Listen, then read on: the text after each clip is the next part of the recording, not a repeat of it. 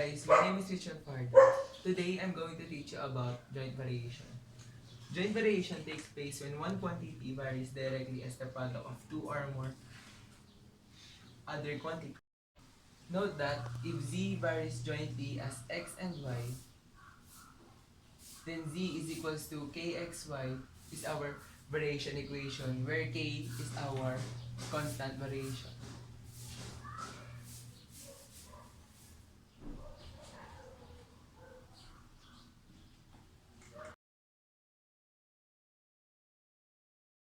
Example number 1. The area of a triangle varies jointly as the base and the height. Our corresponding variation equation will be a is equals to k times base times height. This is just an example of getting the variation equation.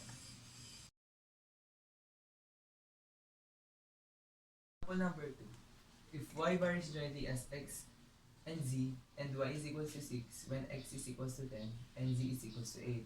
Find y when x is equals to 4 and z is equals to 40. Let's solve for k first. Our equation will be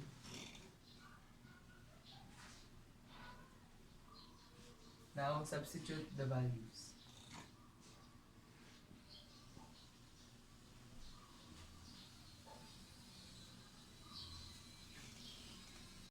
Since 10 times 8 is 80, 6 is equals to 80k.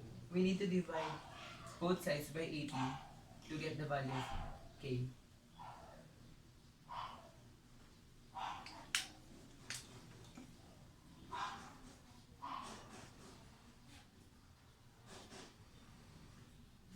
Now that's the value of our k.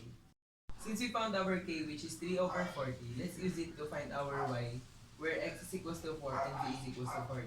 Our equation will remain the same, but this time we will find our y. Substitute the values. We have y is equals to 3 over 40, x is equals to 4, and z is equals to 40.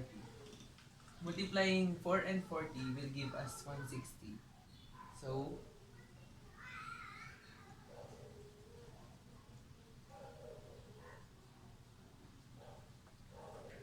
and multiplying 160 and 3 will give us 480.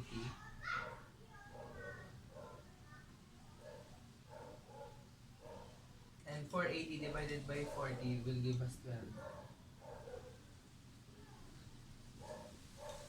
And that's our y. Example number 3. If z varies jointly as x and y, z is equals to 6 when x is equals to 4 and y is equals to 10. Find z when x is equals to 20 and y is equals to 8. Let's solve for k first. Our variation equation will be z is equals to k times x and y. Substitute the values.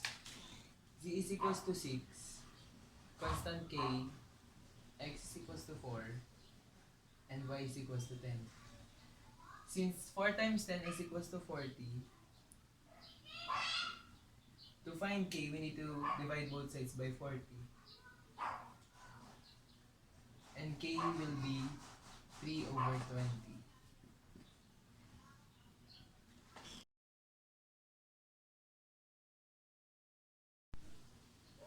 Example number 4.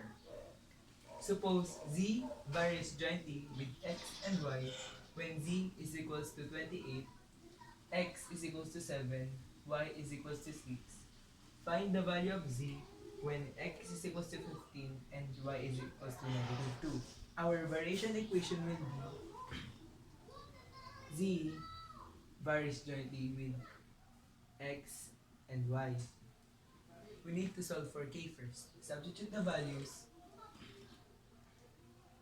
28 plus 2, 7 times 6.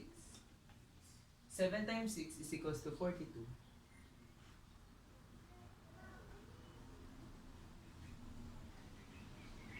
To solve for the k, we need to divide both sides by 42.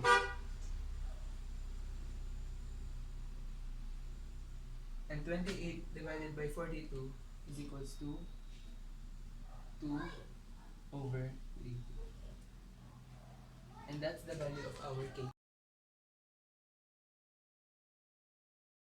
Example number 5. If z varies jointly with x and y when z is equals to 12, x is equals to 3, and y is equals to 20, determine the constant of variation. Our variation of equation will be z is equals to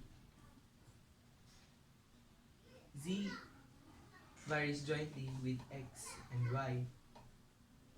Now, substitute the values. Z is equals to 12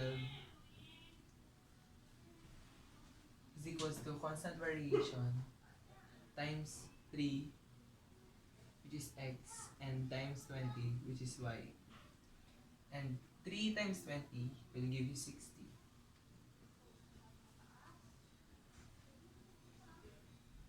And to find the k, we need to divide both sides by 60. And 12 over 60 will give you 1/5. And that's our constant of variation.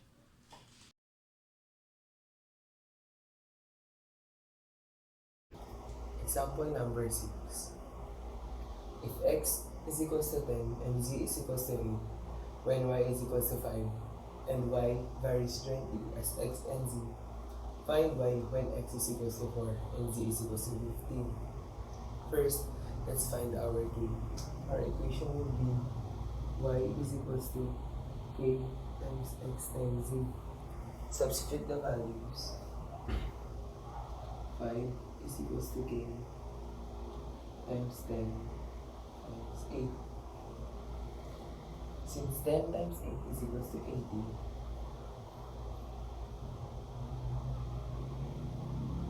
divide both sides by 80 to get the value of k. Cancel. And k is equals to 1 over 16.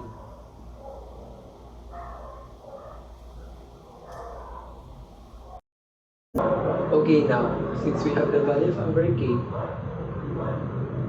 which is 1 over 16, we can now use it to solve for our y.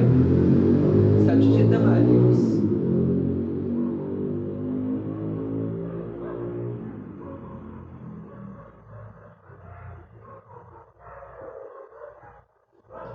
Four multiplied 15 will give you 60.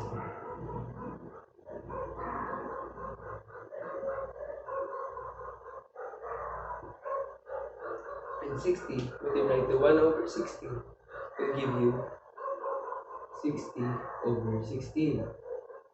And it is equals to 15 over 4.